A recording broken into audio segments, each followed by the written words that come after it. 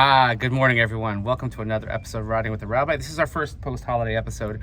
I'm here with my favorite endodontist, but he's my favorite a lot of things. My dear friend, our former co-president of Eitz Chaim, Dr. Josh Brickman. Josh, how are you? I'm a little nervous because this is very unexpected. I'm excited for the golf outing, but I trust the rabbi. And he's okay, so we're here at the golf outing. By the way, I was tempted to wear this hat. My sister made me this hat, but since we're at Cedar Hill, I'm gonna wear the Cedar Hill hat. So Josh, let's take a ride. We're not in a car. We're in a golf cart because chances are, if you're looking for Josh and he's not in shul or he's not at work and he's not learning, he's here at Cedar Hill or somewhere. How long have you been a member here? I've been a member about 15 years ago. And how long have you been a member of Eitz Chaim? Eitz Chaim since inception. One of the originals. Wow, when he's an OG EC. I love that. And have you always played golf? I was really a basketball and tennis player growing up. Took up golf later in life and just fell in love with it. Got a couple of my friends to join me and we started the adventure together. I just have to pause. We're at hole number 10 on Cedar Hill. And the rabbi actually had a hole-in-one. I was on the course at the time on this hole, so I think we have to pay tribute and a yashar for a hole-in-one from our rabbi. When was that? Was that June 6, 2018? I don't recall exactly when that was, but I think it was June 6, 2018. Yes. Sounds about right. Something like that. Yes. Oh, and thank the you. rabbi started on the 10th hole. It was his first swing of the day. First swing of the day in the hole. In the hole, right? Amazing. So you know what? We got. That's it. My golf career was started and finished right away. But we have a lot of golf history together. I mean, first of all, Josh was the co-chair of the search committee. So if you have any problems with me, you should just blame him. And if you like what you have here, then you should also blame him. But Josh has also, over the years, we've become golf partners. And we've played a series of matches against those, fill in the blank, those blanks from Mountain Ridge. Those galoots? Galoots, yes, the galoots from Mountain Ridge. And I'm pleased to say that our record is actually pretty good against them. I think this year we were, I don't recall, was it 3-0? Something like that. They're very formidable opponents. They are. We have a really good time. And by the way, we always play for money to go to tzedakah. So we raise money for United Hatzalah. We raise money for the Benevolent Fund. And just like today at the Shul's Golf Outing, we are raising money for the men's club. And part of it is actually going to go to Hatzalah of West Orange, Livingston. And you saw in a recent episode our introduction. So we're actually driving now on the 11th hole. They put these new putt bunkers in the middle of the thing. I've yet to hit it. So, there's my iron heart right there. What's your favorite hole in this course, Josh? I actually like hole 14. It's a nice par 5. It's a number 2 handicap. Beautifully tree lines. And I just have had success there. Fun, beautiful hole. And you always, every time I see you here, you're always just in a good mood. You're walking, getting some exercise. You always have great company. And every time I see you here, it just makes me happy. I don't know what to tell you. Especially over the summer on a Friday. We have a late Shabbos. We have a long Friday morning. And we can see each other. That really makes me happy. So what's your, I'm going to get personal now. What's your best score on this course or your best score ever?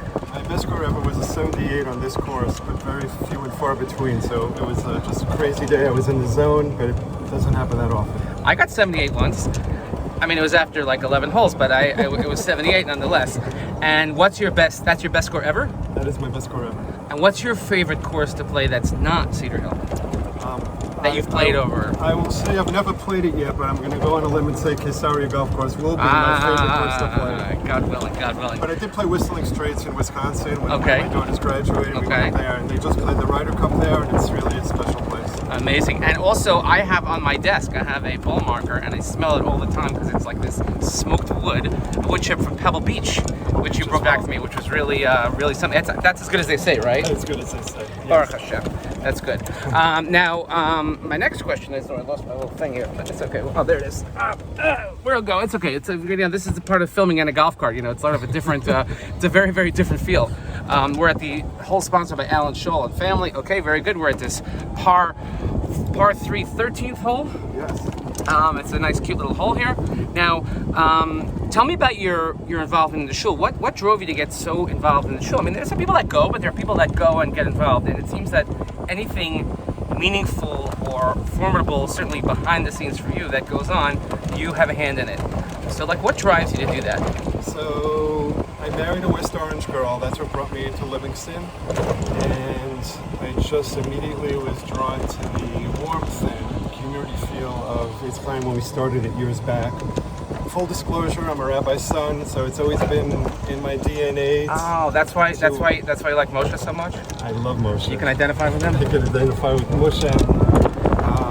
So I was taught early on the importance of shul and community, and to find a warm, beautiful place like Eitz Chaim and Livingston was a perfect fit. So it's really been a labor of love and just a great experience all around. And I have to say that over, I don't know, it was a few months ago, when you called me and you told me, you said, by the way, we're moving. And my heart dropped. And I was, but we're not leaving. We're moving, but we're not leaving. So how's the adjustment been in the new digs and new place? Smooth adjustment. We went from a 3-minute walk to a 30-minute walk, but very doable. I would not even consider being any place where I could be close to Eitz Chaim, and it's been a smooth transition. We're actually very happy. I mean, because you're one of the people that if you would tell me that you were leaving, I would have a really hard time with it.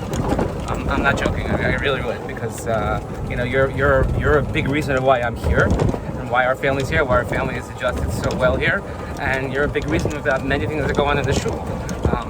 And who was your co-president? Mark Fish. I had the honor and pleasure. Okay. So Mark Fish. That was what year? Oh boy. It's not a test. It's just, but it's on the plaque. We can go look on the plaque. Okay. We'll take a look. It was a while ago. Okay, very good. And by the way, and also my favorite. We could identify we could for a long time, because you're the father of daughters. I'm the father of daughters. The Brick Chicks, as they are known. Yes. And I love that moniker, by the way, the Brick Chicks, which is used all the time. And your girls are amazing, and we are always super proud of them and of all their accomplishments. And the real reason we're doing this? You got me. I'm gonna send this to Devorah. Oh my God. I had to send this to your mom. Okay.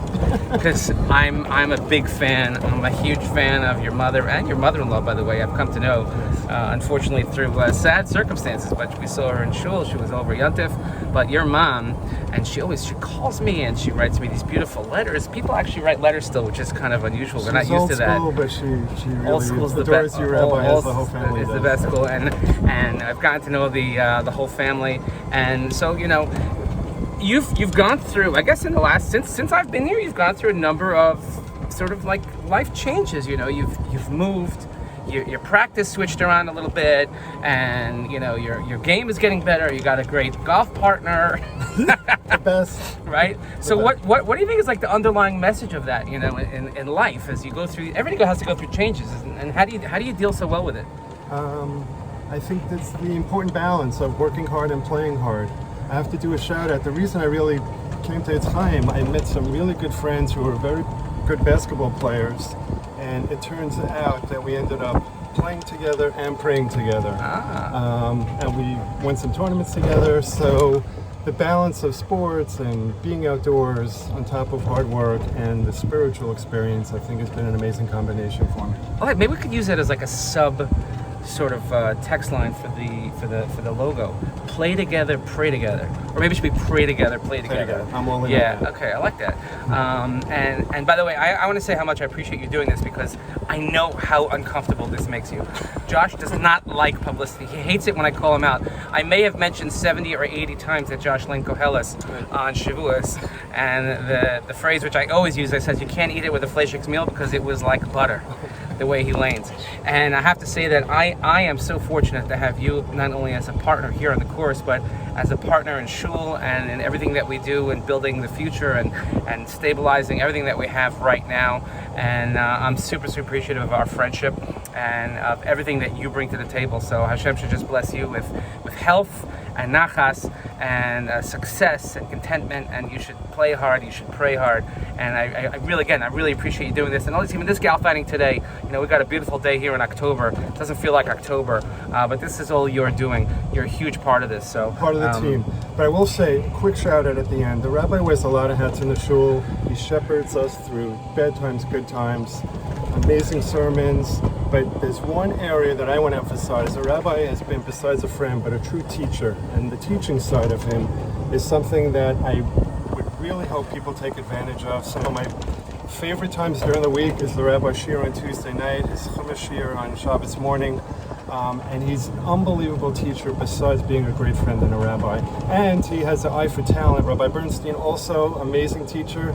So I'm going to just say this is unsolicited. Please take advantage of both our rabbis for the amazing teaching skills that they have. Well, I like that. Maybe we should put this first in the early part of the video. You know, I get these stats of how long people actually watch them. So I'm gonna have to publicize them, but I appreciate that. And by the way, you're only as good as your students.